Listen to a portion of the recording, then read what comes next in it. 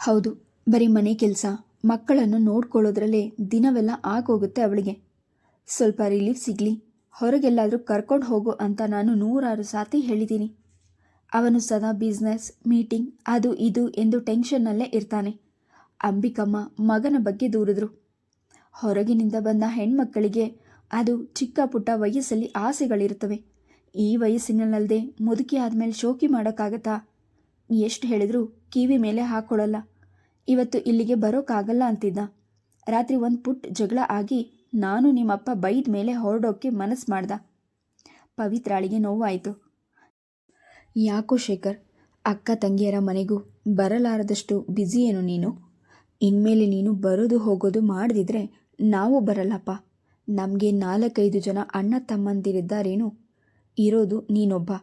ನೀನು ಸಲೀಸಾಗಿ ಬಂದು ಹೋಗಿ ಮಾಡಲ್ಲ ಅಂದರೆ ನಮ್ಗ್ಯಾರಿದ್ದಾರೋ ಎಂದು ಕಣ್ತುಂಬಿದಳು. ಸದಾಶಿವಯ್ಯ ಸಂತೈಸಿದ್ರು. ಸುಮ್ಮನಿರಮ್ಮ ನೀನು, ಬರದೆ ಎಲ್ಲಿಗೆ ಹೋಗ್ತಾನೆ? ಅವನಿಗೂ ಆಸೆ ಇದೆ ಬರಬೇಕು ಮಾಡಬೇಕು ಅಂತ. ಆದರೆ ಬಿಡುವಾಗಲ್ಲ. ಹೊಸದಾಗಿ ತೆಗೆದಿರೋ ಆಫೀಸ್, ಕಾಂಪಿಟೇಷನ್, ಒಬ್ಬನೇ ನೋಡ್ಕೊಬೇಕು. ಈಗ ಬಂದಿದ್ದಾನಲ್ಲ, ಒಂದು ಕಡೆ ಸೇರಿದ್ದೀರಿ, ಖುಷಿಯಾಗಿರಿ. ನಿತ್ಯ ಅತ್ತಿಗೆ ಸುಮ್ಮನೆ ಇರಿ. ಲಕ್ಷಣವಾಗಿ ಪೂಜೆ ಮಾಡಿ ನೀವ್ಯಾಕೆ ಕಣ್ಣಲ್ಲಿ ನೀರು ಹಾಕ್ತೀರಿ? ಅವರು ಬಂದ್ರೇನು ಬಿಟ್ರೇನು? ನಾನು ಮಕ್ಕಳು ನೆನೆಸಿಕೊಂಡಾಗಲೆಲ್ಲ ಬರ್ತೀವಿ. ನೀವು ಜ್ಞಾಪಕ ಬಂದಾಗಲೆಲ್ಲ ಬಂದು ಹೋಗಿ. ಅದು ನಿಮ್ಮ ತವರ ಮನೆ, ನಿಮ್ಮ ತಮ್ಮನ ಮನೆಯಲ್ಲ, ನೆನಪಿರಲಿ ಎಂದು ಅಭಿಮಾನದಿಂದ ಹೇಳಲು. ಅವನ ಟೆನ್ಷನ್ ಅವನಿಗೆ. ಹೊಸ ಬಿಸ್ನೆಸ್, ಯಾರನ್ನಾದರೂ ಚೆನ್ನಾಗಿ ಟ್ರೈನ್ ಮಾಡೋವರೆಗೂ ಅವನಿಗೆ ಬಿಡುವೆಲ್ಲಿರುತ್ತೆ? ಈಗೂ ನೋಡು, ನಮ್ಮ ಯಜಮಾನರು ಅಷ್ಟೇ, ಎಲ್ಲಿಗೂ ಬರಲ್ಲ. ಕನ್ಸಲ್ಟೆನ್ಸ್ ರನ್ ಮಾಡ್ತಾ ಇರೋದ್ರಿಂದ ಈಸ್ ಪೇಯ್ಡ್ ಬೈ ಅವರ್ಸ್ ಅಂತ ಇಂಜಿನಿಯರ್ಸ್, ಎಕ್ಸಿಕ್ಯೂಟಿವ್ಸ್ಗಳನ್ನೇ ಕಿತ್ತು ಹಾಕ್ತಾ ಇರುವಾಗ, ಬಿಸ್ನೆಸ್ಗಳು ಡಲ್ ಆಗ್ತಾ ಇರುವಾಗ ಎಲ್ಲರಿಗೂ ಕೆಲಸ, ಸಂಪಾದನೆಯ ಬಗ್ಗೆ ಟೆನ್ಷನ್ ಇದ್ದೇ ಇರುತ್ತೆ. ಸಹನಾ ನಿತ್ಯಾಳ ಕೈ ಹಿಡ್ಕೊಂಡು ಹೇಳಿದ್ಲು. ಸೊ ಅವರು ನನಗೆ ಸಮಾಧಾನವಾಗಿ ಹೇಳಿಬಿಟ್ಟಿದ್ದಾರೆ. ನಾನು ಆಫೀಸ್ ಬಿಟ್ಟು ಎಲ್ಲೂ ಬರೋಕ್ಕಾಗಲ್ಲ. ದುಡ್ಡು, ಕಾರು, ಡ್ರೈವರ್ನ ಕೊಟ್ಟಿದ್ದೀನಿ. ಎಲ್ಲಿಗೆ ಬೇಕಾದರೂ ಹೋಗಿ ಬಾ, ನನ್ನ ಮಾತ್ರ ಬಿಟ್ಬಿಡು ಅಂತ. ಶೇಖರ್ ಬೇಕಂತ ಹಾಗೆ ಮಾಡ್ತಾನಾ? ಸುಮ್ಮನೆ ನೀನು ಟೆನ್ಷನ್ ಮಾಡ್ಕೋಬೇಡ. ನೀನು ಅಷ್ಟೇ ಕಣೋ ಶೇಖರ. ಬಿಡುವಾದಾಗ ಬಂದು ನೋಡ್ಕೊಂಡು ಹೋಗು. ನನ್ನನ್ನು, ಅಕ್ಕನ್ನು. ನಮಗೆ ನೀನು ಬಿಟ್ಟರೆ ಯಾರಿದ್ದಾರೆ? ಸಹನಾ ಅಕ್ಕನಿಗೂ ತಮ್ಮನಿಗೂ ಬುದ್ಧಿ ಹೇಳಿದ್ಲು. ನಮಗೇನು ಮನೆಯಲ್ಲಿ ಯಾವುದೇ ನಾದಿನಿಗೂ ಗೋಜಲಿಲ್ಲದೆ ಅಚ್ಚುಕಟ್ಟಾಗಿ ತಿನ್ಕೊಂಡು ಮಾಡಿಕೊಂಡು ಎಂಟರ್ಟೈನ್ಮೆಂಟ್ ತಗೊಳ್ತಾ ರಿಲ್ಯಾಕ್ಸ್ ಆಗಿರ್ತೀವಿ. ಹೊರಗೆ ದುಡಿಯೋರಿಗೆ ತಾನೇ ಗೊತ್ತು ಪೈಸೆದ ಬೆಲೆ. ಸರಿಯಾಗಿ ಹೇಳಿದೆ ಕಣಮ್ಮ. ನಿನಗಿರೋ ತಿಳುವಳಿಕೆ ನಿಮ್ಮ ಅಕ್ಕನಿಗಿಲ್ವಲ್ಲ ಸಹನಾ? ಅದನ್ನು ಅರ್ಥ ಮಾಡ್ಕೊಳ್ಳೋದೇ ಇಲ್ಲ. ಸದಾ ದುಡ್ಡು ಅಂತ ಪೀಡಿಸ್ತಾಳೆ.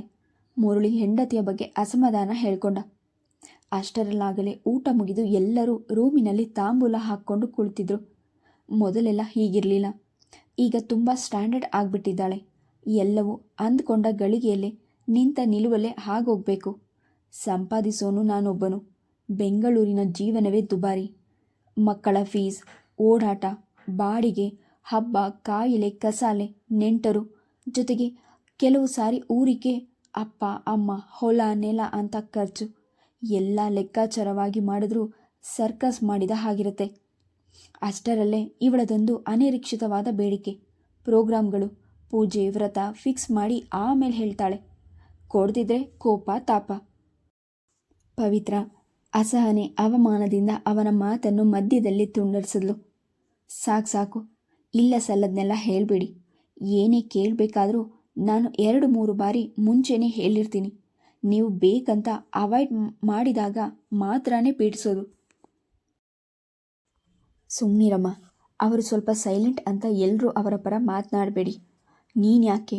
ಮೊದಲು ನಾವು ಸಣ್ಣವರಾಗಿದ್ದಾಗ ಅಪ್ಪನ ಹತ್ರ ಜಗಳ ಆಡ್ತಿದ್ದೆ. ಅದಕ್ಕೆ ಸಾಲಲ್ಲ, ಇದಕ್ಕೆ ಸಾಲಲ್ಲ ಅಂತ. ಅವರವರಿಗೆ ಬಂದಾಗಲೇ ಕಷ್ಟ ಅರ್ಥ ಆಗೋದು. ತಾಯಿಗೆ ಜವಾಬು ಕೊಟ್ಟು ಟೀಕಿಸಿದ್ಲ ಪವಿತ್ರ. ನಾನು ಮದುವೆಯಾದ ಹೊಸದರಲ್ಲಿ ಬೇಕಾದಷ್ಟು ಹೊಂದ್ಕೊಂಡು ಹೋಗಿದ್ದೀನಿ. ಆಗ ಕಡಿಮೆ ಸಂಬಳ, ಅದರಲ್ಲೂ ವರ್ಷಾನುಗಟ್ಟಲೆ ಇವರು ಅವರಪ್ಪ ಅಮ್ಮನ ಅಣ್ಣನಿಗೆ ಅಂತ ಹಳ್ಳಿಗೆ ದುಡ್ಡು ಕಳಿಸ್ತಿದ್ದಾಗಲೂ ನಾನು ಯಾವತ್ತೂ ಆಕ್ಷೇಪಣೆ ಮಾಡಿರಲಿಲ್ಲ. ಈಗಲೂ ಮದುವೆಯಾಗಿ 18-20 ವರ್ಷಗಳಾಗ್ತಾ ಬಂದರೂ ಬಿಚ್ಚೋಲೆ ಗೌರಮ್ಮನ ಥರ ಇರಬೇಕು ಅಂದರೆ ಆಗುತ್ತೆಯೇ? ಇದು ಬೆಂಗಳೂರು. ಇಲ್ಲಿಗೆ ತಕ್ಕ ಹಾಗಿದ್ರೇನೆ ಮರ್ಯಾದೆ. ಹಾಗಂತ ಅಳತೆ ಮೀರಿ ಮಾಡೋಕ್ಕಾಗತ್ತೇನು ಪವಿತ್ರ? ಪಾಪ, ಆತನಿಗೂ ಹೋಗ್ತಾ ಹೋಗ್ತಾ ವಯಸ್ಸು ಬರುತ್ತೆಯೇ. ಸರ್ವೀಸ್ ಮುಗಿಯೋ ವೇಳೆಗೆ ಮಕ್ಕಳ ವಿದ್ಯಾಭ್ಯಾಸ, ಪೂಜಾಳ ಮದುವೆ ಮಾಡಬೇಕು, ಮನೆ ಕಟ್ಟಬೇಕು. ಅದಕ್ಕಾಗಿ ಅವರು ಒಂದು ಪ್ಲ್ಯಾನ್ ಪ್ರಕಾರ ಸೇವಿಂಗ್ಸ್ ಮಾಡ್ತಿರ್ತಾರೋ ಏನೋ. ನೀನು ಅವರಿಗೆ ಸಹಕಾರ ಕೊಡೋದು ಬಿಟ್ಟು ತೊಂದರೆ ಮಾಡಿದ್ರೆ. ಸದಾಶಿವಯ್ಯನು ಮಗಳಿಗೆ ಬುದ್ಧಿ ಹೇಳಿದ್ರು. ಸಹನಾ, ನಿತ್ಯ, ಶೇಖರ್ ಎಲ್ಲರೂ ಮುರಳಿ ಪರವಾಗಿ ವಕಾಲತ್ತು ವಹಿಸಿದಾಗ ಪವಿತ್ರ ಅಸಹಾಯಕಳಾಗಿ ಮುರಳಿಯ ಮೊಗವನ್ನು ದೂರ ದೂರ ನೋಡಿದ್ಲು. ಮುರಳಿ ವಿಜಯದ ನಗೆ ಬೀರಿದ. ಪವಿತ್ರ ಕೈ ಮುಗಿದ್ಲು. ಆಯ್ತಪ್ಪ, ನಿಮ್ಮ ಅಳಿಯ, ನಿಮ್ಮ ಭಾವ ದೇವರಂಥವರು. ನಾನು ತಾಟಕಿ, ರಾಕ್ಷಸಿ, ಬಜಾರಿ, ರೌಡಿ ಆಯ್ತಾ? ಸಮಾಜದಲ್ಲಿ ನೆರೆಹೊರೆ ನೆಂಟರಿಷ್ಟರ ಮುಂದೆ ನಾವು ಯಾವತ್ತೂ ಕಡಿಮೆ ಅಂತ ತೋರಿಸ್ಕೋಬಾರ್ದು.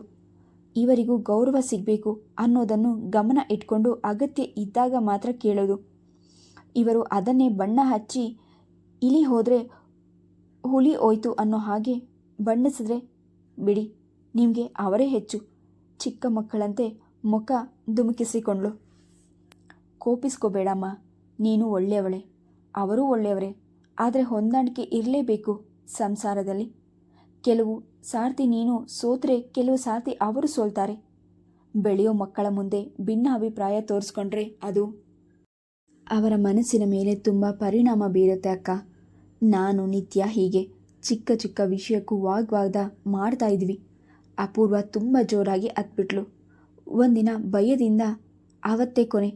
ಅಂದಿನಿಂದ ಜಗಳ, ವಾದ ಏನೇ ಮಾಡಬೇಕಾದ್ರೂ ಅವರಿಬ್ಬರು ಇಲ್ಲದೆ ಇದ್ದಾಗ ಅಂತ ತೀರ್ಮಾನ ಮಾಡ್ಕೊಂಡ್ಬಿಟ್ವಿ. ಶೇಖರ್ ಅಕ್ಕನಿಗೆ ಹೇಳಿದ. ಮಕ್ಕಳು ಬಹಳ ಇಂಟೆಲಿಜೆಂಟ್. ದೊಡ್ಡವರು ಮಾಡೋ ಪ್ರತಿಯೊಂದನ್ನು ಅಬ್ಸರ್ವ್ ಮಾಡ್ತಾ ಇರ್ತಾರೆ. ಖಂಡಿತವಾಗಿಯೂ ಅದು ಪರಿಣಾಮ ಬೀರುತ್ತೆ. ಪೂಜಾ ಚಿಕ್ಕಮ್ಮನ ತೊಡೆಯ ಮೇಲೆ ಮಲಗಿದ್ದವಳು ನೆಟ್ಟಗೆ ಕೂತಳು. ಇಲ್ಲ ಮಾಮ, ನಮ್ಮ ಮನಸ್ಸಿನ ಮೇಲೆ ಪಪ್ಪ ಮಮ್ಮಿ ಜಗಳದಿಂದ ಏನೂ ಪರಿಣಾಮ ಆಗಲ್ಲ. ಪರವಾಗಿಲ್ಲ, ಅಷ್ಟೊಂದು ತಿಳ್ಕೊಂಡ್ಬಿಟ್ಟಿದೀಯಾ ನೀನು? ಹಾಗಲ್ಲ ಮಾಮ, ಮತ್ತೆ ನೋಡಿ ಕೇಳಿ ಅಭ್ಯಾಸ ಹಾಗೆ ಹೋಗಿದೆ. ಹಾಗಾಗಿ ಏನೂ ಅನ್ಸೋಲ್ಲ. ಪೂಜಾಳ ಮಾತು ಯಾರಿಗೂ ಅರ್ಥವಾಗಲಿಲ್ಲ. ಏನು ಪುಟ್ಟಿ, ಏನು ಅಭ್ಯಾಸ ಆಗೋಗಿದೆ? ಸದಾಶಿವಯ್ಯ ಮೊಮ್ಮಗಳನ್ನು ಕೇಳಿದ್ರು. ಮಮ್ಮಿ ಪಪ್ಪನ ಜಗಳ ಅವರಿಬ್ಬರು ಇಲ್ಲದಾಗ ಒಬ್ಬಳೇ ಇರೋದು. ಪೂಜಾಳ ಮಾತಿಗೆ ನಿತ್ಯ ಅವಳ ಬಳಿ ಸಾರಿ ಬೆನ್ಬಳಿಸಿದ್ಲು. ಅದೇನು ಸರಿಯಾಗಿ ಹೇಳು ಕಂದ. ಮೊದಲು ಮಮ್ಮಿ ಸದಾ ಮನೆಯಲ್ಲೇ ಇರ್ತಿದ್ರು. ಮೇನ್ ಪ್ರಾಬ್ಲಮ್ ಶುರುವಾಗಿರೋದು ಮಮ್ಮಿ. ಈ ಸಮಾಜ, ಭಜನೆ, ಪೂಜೆ ಅಂತ ಹೊರಗೆ ಹೋಗೋಕೆ ಶುರು ಮಾಡಿದ ಮೇಲೆ. ಆ ದೇವಸ್ಥಾನ, ಅವರ ಮನೆಯಲ್ಲಿ ಪೂಜೆ, ಅಲ್ಲಿ ಹರಿಕತೆ, ಅಲ್ಲಿ ಭಜನೆ. ಹಾಸ್ಪಿಟಲ್ಗೆ ವಾಲಂಟರಿ ಅಂತ ಹೋಗ್ಬಿಡ್ತಾರೆ. ಬಂದ ಮೇಲೆ ಕೆಲಸ. ದೇವರ ಮನೆ ನೋಡಿಕೊಂಡು ಹತ್ರ ಕೂತು ಮಾತನಾಡೋದೇ ಇಲ್ಲ. ಎಷ್ಟೋ ಸಲ ಪಪ್ಪ ಮಮ್ಮಿ ಇಲ್ಲದಿದ್ದಾಗ ನಾವಿಬ್ಬರೇ ಇರ್ತೀವಿ. ನಾನೇ ಅನ್ನ ಮಾಡ್ತೀನಿ, ಸಾರು ಬಿಸಿ ಮಾಡಿ ಅರ್ಜುನ್ ನಾನು ತಿಂತೀವಿ. ಅವಳ ಅಗಲ ಕಣ್ಗಳಲ್ಲಿದ್ದ ಅನಾಥ ಪ್ರಜ್ಞೆ ಪವಿತ್ರಾಳಿಗೆ ಗೋಚರವಾದರೂ ಇಷ್ಟು ಮಂದಿ ತನ್ನವರ ಮುಂದೆ ಸರಿಯಾಗಿ ಮಾನ ತೆಗಿರ್ಲಲ್ಲ ಎಂಬ ಕೋಪದಿಂದ ಸಿಡ್ಕೋದ್ಲು. ನಾಚಿಕೆ ಆಗಬೇಕು ಹೇಳೋಕೆ. 13 ವರ್ಷದ ಹುಡುಗಿಗೆ ಅನ್ನ ಮಾಡೋದು, ಬಡಿಸೋದೊಂದು ಹೆಚ್ಚುಗಾರಿಕೆನಾ? ನಾನು 11 ವರ್ಷದವಳಾಗಿದ್ದಾಗ ನಿಮ್ಮ ಅಜ್ಜಿಗೆ ಯೂಟ್ರಸ್ ರಿಮೂವ್ ಮಾಡಿ ಹಾಸ್ಪಿಟಲ್ನಲ್ಲಿದ್ದಾಗ ನಾನು ಅಡುಗೆ ಮಾಡಿಟ್ಟು ಮನೆ ಕೆಲಸ ಮಾಡಿ ನಿನ್ನ ಈ ಮಾವನ್ನು ಚಿಕ್ಕಮ್ಮನನ್ನು ಸ್ಕೂಲ್ಗೆ ರೆಡಿ ಮಾಡಿಸಿ ನಾನು ಸ್ಕೂಲ್ಗೆ ಹೋಗಿ ಬಂದು ಮತ್ತೆ ಮನೆ ನೋಡ್ಕೊತಿದ್ದೆ. ನಾನು ಹೊರಗೆ ಹೋಗೋ ದಿವಸ ಪ್ರತಿಯೊಂದನ್ನು ಮಾಡಿಟ್ಟೇ ಹೋಗೋದು. ಸುಳ್ಳು ಹೇಳಬೇಡ. ನನ್ನ ಜೊತೆ ಬಾ ಅಂದರೆ ಬರಲ್ಲ. ನಿನಗೋಸ್ಕರ ನಾನು ಮನೆಯಲ್ಲಿ ಮೂಸುಂಡಿ ಹಾಗೆ ಕೂತ್ಕೊಳ್ಳೋಕ್ಕಾಗಲ್ಲ, ಗೊತ್ತಾಯ್ತಾ? ಗೊತ್ತು ಮಮ್ಮಿ, ನಮಗಿಂತ ನಿಮಗೆ ನಿಮ್ಮ ಫ್ರೆಂಡ್ಸೇ ಹೆಚ್ಚು ಅಂತ. ಹೋಮ್ವರ್ಕ್ ಬರೀತಿರುವಾಗ ಓದುವಾಗ ಡೌಟ್ ಬಂದರೆ ಕೇಳೋಕ್ಕೆ ಯಾರೂ ಇರಲ್ಲ. ಟಿ ವಿಯಲ್ಲಿ ಪಿಕ್ಚರ್ ನೋಡ್ತಿರುವಾಗ ಭಯ ಆದರೂ ಅರ್ಜುನ್ ಫ್ರೆಂಡ್ಸ್ ಬಂದರು ಅಂತ ಸಡನ್ ಆಗಿ ಹೋದಾಗ ಒಬ್ಬಳೇ ಎಷ್ಟು ಭಯ ಆಗುತ್ತೆ ಗೊತ್ತಾ? ಪೂಜಾ ಕಂಠ ಹೇಳುತ್ತಾ ಗದ್ಗದಿತವಾಯಿತು. 1-2 ನಿಮಿಷ ಮೌನ ಇಡೀ ಮನೆಯಲ್ಲೇ ತುಳುಕಾಡಿತು. ಅರ್ಜುನ್ ತಂಗಿಯ ಬಳಿ ಸರಿದು, ಆಯಿತು ಬಿಡೆ ಪೂಜಾ, ಇನ್ಮೇಲೆ ಫ್ರೆಂಡ್ಸ್ ಬಂದರು ಆಮೇಲೆ ಬರ್ತೀನಿ, ನಾಳೆ ಬರ್ತೀನಿ ಅಂತ ಹೇಳಿ ಕಳಗಿಸಿ ಮಮ್ಮಿ ಪಪ್ಪ ಬರೋವರೆಗೂ ನಿನ್ನ ಜೊತೆ ಇರ್ತೀನಿ, ಆಯಿತಾ? ಒಳ್ಳೆ ಟ್ರ್ಯಾಜಿಡಿ ಕ್ವೀನ್ ತರಹ ಬಿಲ್ಡಪ್ ಕೊಡಬೇಡ, ಗೊತ್ತಾಯ್ತಾ ಎಂದು ಅವಳ ಕೆನ್ನೆ ತಟ್ಟಿದ. ನೋಡಿದ್ಯಾ ತಂಗಿ ಮೇಲೆ ಎಷ್ಟೊಂದು ಪ್ರೀತಿ? ಸಹನಾ ತನ್ನ ಮಗ ದರ್ಶನ್ಗೆ ಹೇಳಿದ್ಲು.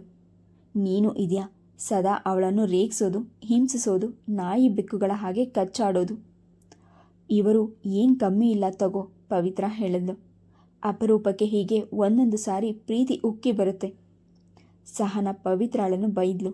ಸಾಕು, ಸುಮ್ಮನೆ ಇರೆ, ನಿಂದು ಅತಿ ಆಯಿತು. ಇವತ್ತು ನಾಳೆನೋ ಕೂರೋ ಹುಡುಗಿನ ಒಬ್ಬೊಬ್ಬಳೆ ಬಿಟ್ಟು ಎಲ್ಲೂ ಹೋಗಬೇಡ. ನೋಡು ಹೇಗೆ ಬೇಜಾರು ಮಾಡ್ಕೊಂಡಿದ್ದಾಳೆ. ಭಾನುವಾರ ಭಾವ ಮನೆಯಲ್ಲೇ ಇರ್ತಾರೆ, ಅಂತಹದ್ದನ್ನೆಲ್ಲ ಆ ದಿನ ಇಟ್ಕೋ. ನೀನು ನಿರಾಳವಾಗಿ ಹೋಗಬಹುದು, ಅವಳಿಗೂ ಬೇಜಾರಾಗಲ್ಲ.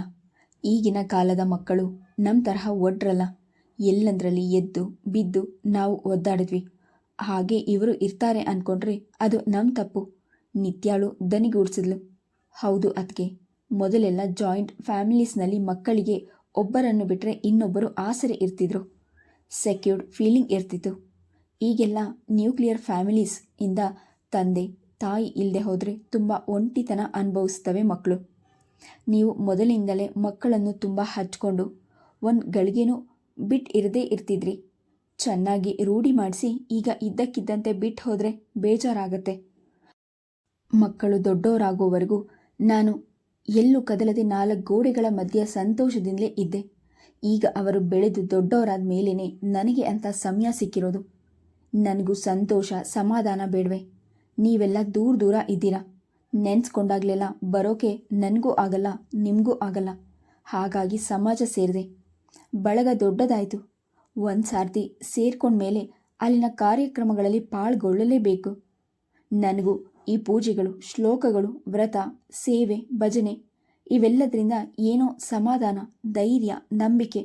ನಾನಂತೂ ಯಾವುದೇ ಕಾರಣಕ್ಕೂ ಬಿಡೋಕೆ ಆಗಲ್ಲಪ್ಪ. ಬಿಡಿ ನಿತ್ಯಾರವರೇ, ಅವರವರ ಆಸೆಗಳು, ಅವರವರಿಗೆ ಇಚ್ಛೆ. ಏನಾದರೂ ಮಾಡಿಕೊಳ್ಳಿ. ಮಕ್ಕಳ ವಿಷಯ, ಗಂಡನ ವಿಷಯ ಹಾಗಿರಲಿ. ಅವಳಿಗೆ ಅಷ್ಟೊಂದೆಲ್ಲ ಮಾಡಲು ತಾಕತ್ತೆಲ್ಲಿಂದ ಬರಬೇಕು? ತಿಂಗಳೆಲ್ಲ ತಣ್ಣೀರು ಸ್ನಾನ, ಇಷ್ಟು ಪ್ರದಕ್ಷಿಣೆ, ಉಪವಾಸ, ವನವಾಸ ಅಂತ ಆಗಿರೋದು ನೋಡಿ. ಅನಿಮಿಕ್ ಆಗಿದ್ದಾಳೆ. ಅಸಿಡಿಟಿ ಶುರು ಆಗಿದೆ. ಅವಳೇನಾದರೂ ಹಾಸಿಗೆ ಹಿಡಿದ್ರೆ ಸಂಸಾರದ ಗತಿ ಏನು? ಮುರುಳಿಯ ಕಾಳಜಿ ಹಾಗೂ ಪ್ರೇಮದ ಮಾತುಗಳು ಚಾಡಿಯೇ ಅನಿಸಿತು ಪವಿತ್ರಾಳಿಗೆ. ಸಾಕು, ತುಂಬ ಪ್ರೀತಿ ಅಕ್ಕರೆ ಇರೋರ ತರಹ ತೋರಿಸ್ಕೋಬೇಡಿ. ನನಗೇನಾದರೂ ಆದರೆ ಕೆಲಸ ಮಾಡೋರು ಯಾರು ಅನ್ನೋ ಭಯ ನಿಮಗೆ. ತಂದೆ ಮಕ್ಕಳಿಗೆ ನಾನು ಸದಾ ಮನೆಯಲ್ಲೇ ಬಿದ್ದಿರಬೇಕು ಅಷ್ಟೆ. ದೇವರಿಗೆ ಮಾಡೋದ್ರಿಂದ ನನ್ನ ಆರೋಗ್ಯಕ್ಕೇನೂ ಆಗಲ್ಲ. ಅವನನ್ನು ನಂಬಿದ್ದೀನಿ.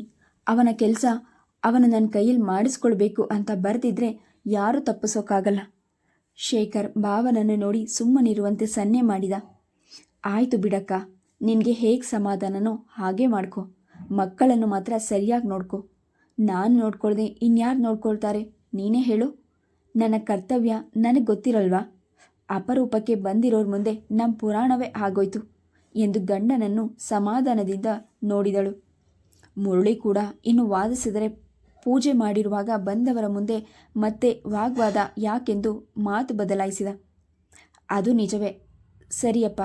ಶೇಖರ್, ಸಹನ, ನಿಮ್ಮ ಊರ ಕಡೆ ಜಮೀನು ಅದೇ ಕೆರೆ ಏರಿಯಾ ಹತ್ತಿರ?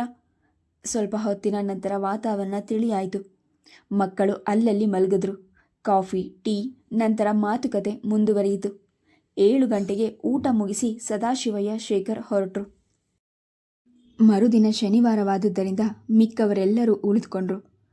ಸಹನಾಳ ಮಕ್ಕಳು ವಿಭಾ, ದರ್ಶನ್, ನಿತ್ಯಾಳ 2 ಮಕ್ಕಳು ಮಾಳವಿಕಾ, ಅನೂಪ್, ಜೊತೆಗೆ ಪೂಜಾ, ಅರ್ಜುನರ ಮಾತುಕತೆ. ಚೇಷ್ಟಿಯಿಂದ ಮನೆ ಗಲಗಲ ಎಂದಿತು.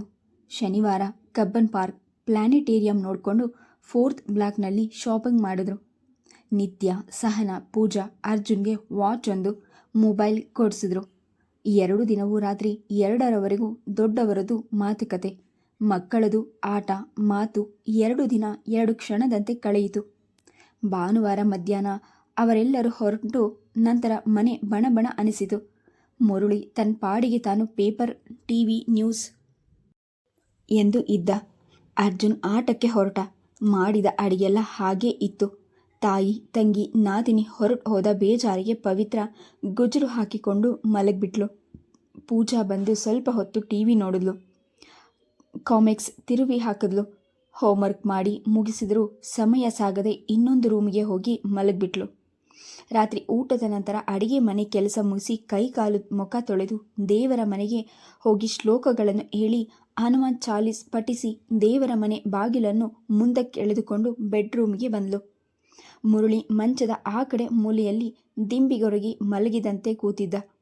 ನೆಪ ಮಾತ್ರಕ್ಕೆಂದು ಕೈಯಲ್ಲಿ ಪುಸ್ತಕ ಹಿಡಿದಿದ್ರೂ ಮನಸ್ಸು ಕಣ್ಣು ಕಿವಿ ಮಡದಿಯ ಆಗಮನಕ್ಕಾಗಿ ಕಾತುರದಿಂದ ಕಾಯುತ್ತಿತ್ತು. ಪೂಜೆ, ಅದರ ತಯಾರಿ, ಪೂಜೆಯ ನಂತರ ನೆಂಟರಿದ್ದುದರಿಂದ ಸುಮಾರು 5-6 ದಿನದಿಂದ ಪವಿತ್ರ ಅವನ ಕೈಗೆ ಸಿಕ್ಕಿರಲೇ ಇಲ್ಲ. ಹಾಗಾಗಿ ಅವನ ಮೈಮನ ಒಂದು ವಾರದಿಂದ ಅವಳ ಸಾಮೀಪ್ಯಕ್ಕಾಗಿ ಹಾತೊರೆಯುತ್ತಿತ್ತು. ಪೂಜೆಯ ದಿನದಂದು ನಡೆದ ವಾಗ್ವಾದದಿಂದ ಪವಿತ್ರ ಅಸಮಾಧಾನದಿಂದ ಮುರಳಿಯ ಬಳಿ ಸರಿಯಾಗಿ ಮಾತನಾಡದೆ ಕೇಳಿದಕ್ಕೆ ಮಾತ್ರ ಉತ್ತರಿಸುತ್ತಿದ್ದಳಷ್ಟೆ. ಅವಳನ್ನು ಮಾತನಾಡಿಸಿ ರಮಿಸಬೇಕು.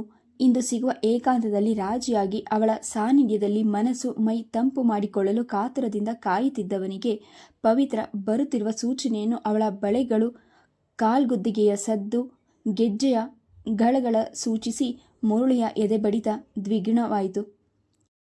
ಪವಿತ್ರಳೊಳಗೆ ಬಂದು ಬಾಗಿಲನ್ನು ಹಾಕಿ ಮುರಳಿಯನ್ನು ನೋಡದಂತೆ ಮಂಚದ ಇನ್ನೊಂದು ಮೂಲೆಯಲ್ಲಿ ಆಕ್ರಮಿಸಿ ರಗ್ಗನ್ನು ಕುತ್ತಿಗೆಯವರೆಗೂ ಎಳೆದುಕೊಂಡು ಅವನಿಗೆ ಬೆನ್ನು ಹಾಕಿದ. ಮುರಳಿ ನಿರಾಸೆಗೊಂಡು ಅಬ್ಬಾ, ಈ ಹೆಂಗಸರಿಗೆಷ್ಟು ಬಿಂಕವಪ್ಪ ಎಂದ್ಕೊಂಡು 1-2 ನಿಮಿಷ ಕಾದು ಅವಳು ತಿರುಗದಿದ್ದಾಗ ಸೋತು ಅವಳ ಪಕ್ಕ ಸರಿದು ಬಾಗಿದ. ಬಂದು ಮಲಗಿದೊಳಗೆ ದೀಪ ಹಾರಿಸ್ಬೇಕು ಅಂತ ಗೊತ್ತಿಲ್ವಾ? ಪವಿತ್ರ ಉತ್ತರಿಸಲಿಲ್ಲ. ಪ್ರಶ್ನೆಗೆ ಉತ್ತರ ಹೇಳಬೇಕು ಅನ್ನೋ ಮ್ಯಾನರ್ಸ್ ಇಲ್ವಾ? ಪುಸ್ತಕ ಓದುತ್ತಿರೋರು ನೀವು ಎದ್ದು ಆಫ್ ಮಾಡಬೇಕು ಅಥವಾ ಆಫ್ ಮಾಡು ಅಂತ ಹೇಳಬೇಕು. ಸುಮ್ಮನೆ ಕಾಲು ಕೆರ್ಕೊಂಡು ಜಗಳಕ್ಕೆ ಬರಬೇಡಿ. ಪವಿತ್ರ ಅವನ ಕಡೆ ತಿರುಗದೆಯೇ ರೇಗಿದ್ಲು. ನಿನ್ನ ಹತ್ರ ಜಗಳ ಆಡಿ ನಾನು ಬದುಕೋಕ್ಕಾಗತ್ತಾ? ಸದಾ ಶರಣಾಗತ ನಾನು ನಿನಗೆ ಪವಿತ್ರ ಎಂದು ಇನ್ನಷ್ಟು ಹತ್ತಿರ ಸರಿದ. ಸಾಕು ನಾಟಕ. ನಾಟಕ ಏನು ಬಂತು? ಅದು ನಿಜ, ಅಪ್ಪಟ ಸತ್ಯ. ಸತ್ಯ ಏನು ಅಂತ ಪೂಜೆಯ ದಿನ ಎಲ್ಲರ ಮುಂದೆ ಗೊತ್ತಾಯ್ತಲ್ಲ. ನನ್ನ ಮೇಲೆ ನಿಮಗಿರೋ ಪ್ರೀತಿ ನೆನೆಸ್ಕೊಂಡ್ರೆ ತುಂಬ ಆನಂದವಾಗುತ್ತೆ ಎಂದು ಅವನ ಕಡೆ ಹೊರಳಿ ಅವನನ್ನು ನೋಡುತ್ತಾ ವ್ಯಂಗ್ಯವಾಗಿ ನಕ್ಕಳು ಪವಿತ್ರ. ಅಬ್ಬಾ, ನೀನೇನೋ ಅದನ್ನು ಮರ್ತೇ ಇಲ್ವಾ? ನನಗಿನ್ನೂ ಅರಳು ಮರಳು ಅನ್ನೋ ಅಷ್ಟು ವಯಸ್ಸಾಗಿಲ್ಲ. ಹಾಗಾಗಿ ಮರೆಯೋಕ್ಕಾಗ್ತಾ ಇಲ್ಲ. ಏನು ಮಾಡಲಿ? ಏನೂ ಮಾಡಬೇಡ, ಕೋಪನೂ ಮಾಡ್ಕೋಬೇಡ. ನೋಡಿ, ಹೀಗೆಲ್ಲ ಮಾಡಿ ಆರೋಗ್ಯ ಹಾಳು ಮಾಡ್ಕೊಳ್ತಾ ಇದ್ದಾಳೆ ಅಂದೆ.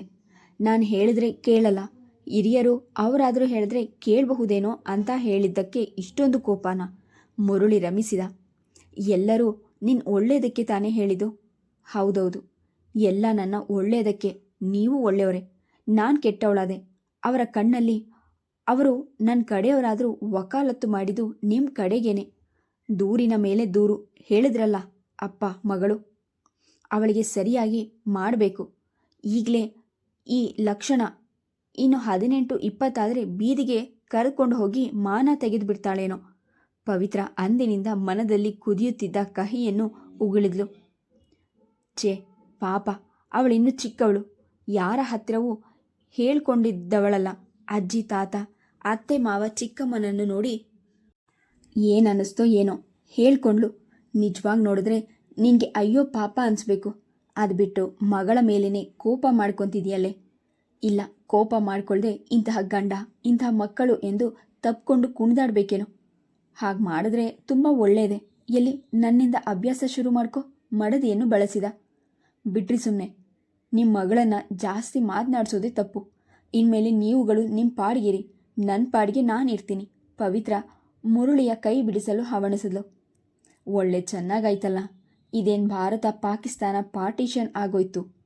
ನಿಮ್ಮ ಪಾಡಿಗೆ ನೀವಿರಿ, ನಮ್ಮ ಪಾಡಿಗೆ ನಾವಿರ್ತೀವಿ ಅನ್ನೋಕ್ಕೆ ಇದು ಸಂಸಾರ. ಸಂಸಾರ ಸಾಗರ. ಎಲ್ಲ ತರಹದ ಸರಾನು ಇಲ್ಲೇ ಅಡಗಿರೋದು. ಈ ಸಾಗರದಲ್ಲಿ ಈಜ್ತಾ ಆಳಕ್ಕೆ ಹೋದಾಗಲೇ ಬೆಲೆ ಬಾಳೋ ಮುತ್ತು ರತ್ನ ಹವಳ ಎಲ್ಲ ಸಿಕ್ಕೋದು. ಅದರಲ್ಲೂ ಗಂಡ ಹೆಂಡತಿರ ಸಂಬಂಧ. ಪವಿತ್ರ ನಿರ್ಲಕ್ಷ್ಯದಿಂದ ಅವನ ಕೈಯನ್ನು ಬಲವಂತವಾಗಿ ನೂಕಿ ಎದ್ದು ಕುಳಿತಳು. ಸಾಕು ನಿಲ್ಲಿಸಿ, ನನಗೆ ನಿದ್ದೆ ಬರ್ತಾ ಇದೆ. ನಾನು ಮಲ್ಕೋಬೇಕು.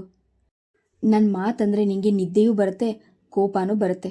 ಆದರೆ ಇವತ್ತು ನಿನ್ನನ್ನು ನಾನು ನಿದ್ದೆ ಮಾಡೋಕ್ಕೆ ಬಿಡಲ್ಲ ಎಂದ ಹಠದಿಂದ ಯಾಕೆ? ಮಾತನಾಡಿ ನಿದ್ದೆಗೆಡ್ಸ್ಕೋಬೇಕು ಅಂತಿದ್ದೀರಾ? ಸಿಡ್ಕಿದ್ಲು. ಬರೀ ಮಾತಷ್ಟೇ ಅಲ್ಲ, ನೀನು ಹೀಗೆ ಏಕಾಂತದಲ್ಲಿ ನನಗೆ ಸಿಕ್ಕಿ ಎಷ್ಟು ದಿವಸ ಆಗಿದೆ ಲೆಕ್ಕ ಹಾಕಿದ್ಯಾ? ಸರಿ ಅದು ಬೇರೆ. ಲೆಕ್ಕ ಇಡೋಕೆ ಅದೇನೋ ಹಬ್ಬನ ಹರಿದಿನನ. ನಿನಗೆ ಯಾವಾಗಲೂ ಇದೇ ಆಯಿತು. ಅದಕ್ಕಿಂತ ಮುಖ್ಯ ಕಣೆ ಇದು. ಗಂಡ ಹೆಂಡತಿಯ ನಡುವಿನ ಮಾನಸಿಕ ಬಾಂಧವ್ಯದಷ್ಟೇ ಮುಖ್ಯ ಅದರ ದೈಹಿಕ. ಬೆಸುಗೆ ಕೇಳಿಲ್ವೇ ಗಂಡ ಹೆಂಡತಿಯರ ಜಗಳ ಉಂಡು ಮಲಗೋವರೆಗೂ ಅಂತ.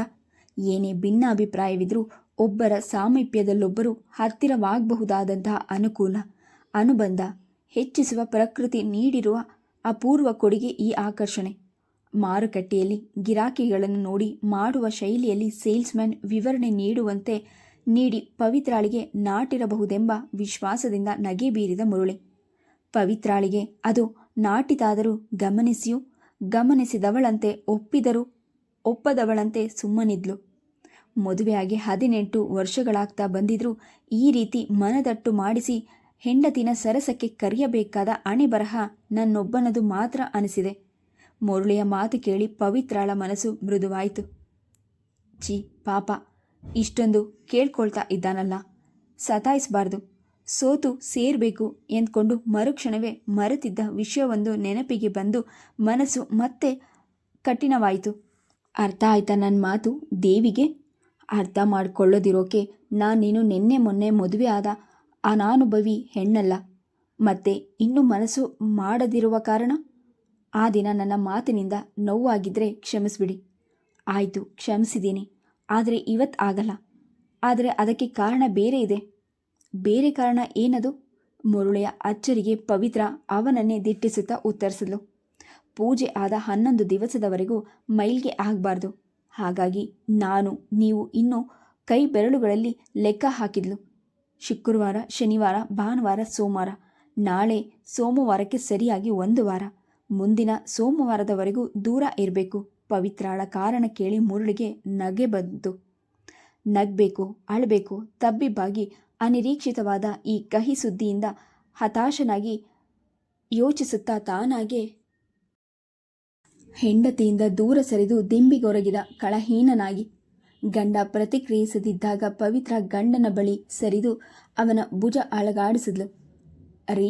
ರೀ ಯಾಕೆ ಸುಮ್ಮನೆ ಹೀಗೆ ಕೂತ್ಕೊಂಡ್ರಿ? ಏನಾಯಿತು? ಇನ್ನೇನಾಗಬೇಕು? ತುಂಬ ಆನಂದಕರವಾದ ಸುದ್ದಿ ಹೇಳಿದೆಯಲ್ಲ ಅನ್ನೋ ಸಂತೋಷ ತಡೆಯಲಾರದೆ ಸುಮ್ಮನೆ ಕೂತೆ. ಬೇಜಾರು ಮಾಡ್ಕೋಬೇಡಿ, ಇರೋ ವಿಷಯ ಹೇಳಿದೆ. ಗಂಡನ ದನಿಯಿಂದ ಅವನಿಗಾಗಿರುವ ನಿರಾಸೆ ಅರಿವಾಗಿ ಪವಿತ್ರ ದನಿ ತಗ್ಗಿಸಿ ಸಮಾಧಾನಿಸಿದಳು. ಇದು ಇರೋ ವಿಷಯನ? ಯಾವ ಪುರಾಣ ಹರಿಕಥೆಯಲ್ಲೂ ಇರದೇ ಇರುವ ಹೊಸ ವಿಷಯ ಇದು. ತಮಗೆ ಇಂತಹ ದಿವ್ಯವಾದ ಸಲಹೆಯನ್ನು ನಿಮ್ಮ ಭಜನಾ ಮಂಡಳಿಯ ಆ ಸಮಾಜ ಸೇವಿಕೆಯರಲ್ಲಿ ಯಾರು ಅಂತ ತಿಳಿಸಿದ್ರೆ ಆ ಪುಣ್ಯಾತ್ಗಿತಿನ ನೆನೆಸ್ಕೊಂಡು ಒಂದು ನಮಸ್ಕಾರ ಹಾಕ್ಬಿಡ್ತೀನಿ. ಚೇಚೆ, ಅವರುಗಳನ್ನು ಏನೂ ಅನ್ಬೇಡಿ. ಹಾಗಂತ ಅವರಲ್ಲಿ ಯಾರೂ ಹೇಳಲಿಲ್ಲ. ಮತ್ತು ಇನ್ಯಾವ ಬೃಹಸ್ಪತಿಯೋ? ನೀನಾ? ಅದೇನೋ ಅವತ್ತು ಪೂಜೆಗೆ ಕೂತಾಗಲೇ ನಿರ್ವಿಘ್ನವಾಗಿ ಸಾಂಗೋಪವಾಗಿ ವೈಭವವಾಗಿ ನಡೆಸಿಕೊಡುತ್ತಿರುವ ಭಗವಂತ ನಿನಗೆ ಬದಲಾಗಿ ಏನೂ ಕೊಡೋಕ್ಕಾಗಲ್ಲ. ಭಕ್ತಿ, ನಿಯಮ, ನಿಷ್ಠೆ ಬಿಟ್ಟು ಇನ್ನೇನಿದೆ? ಇವತ್ತಿನಿಂದ 11 ದಿನ ಮಡಿಯಾಗಿರ್ತೀನಿ ಅಂತ ಥಟ್ಟಂತ ಅಂದ್ಕೊಂಡೆ. ಇವತ್ತಿಗೆ 3 ದಿನಗಳಾದವು. ಇನ್ನೊಂದು 8 ದಿನ ಅಷ್ಟೇ. ತ್ರೇತಾಯುಗದಿಂದ ಈ ಕಲಿಯುಗದವರೆಗೂ ಯಾರೂ ಪಾಲಿಸದೇ ಇರುವಂತಹ, ಯಾವ ಶಾಸ್ತ್ರದಲ್ಲಿಯೂ ಹೇಳಿರದಂತಹ ಗಂಡ ಹೆಂಡತಿ ದೂರ ಇರಬೇಕು ಅನ್ನೋ ಹೊಸ ಶಾಸ್ತ್ರ ಜಾರಿಗೆ ತಾವು ತಂದಿದ್ದೀರಿ. ಇದನ್ನು ಪ್ರತಿಷ್ಠೆ ಅನ್ಬೇಕೋ ಬೇಡವೋ ನೀನೇ ಹೇಳು. ಮುರಳಿ ಅಸಮಾಧಾನದಿಂದ ಕೇಳಿದ. Please subscribe the channel, like and share. Thank you.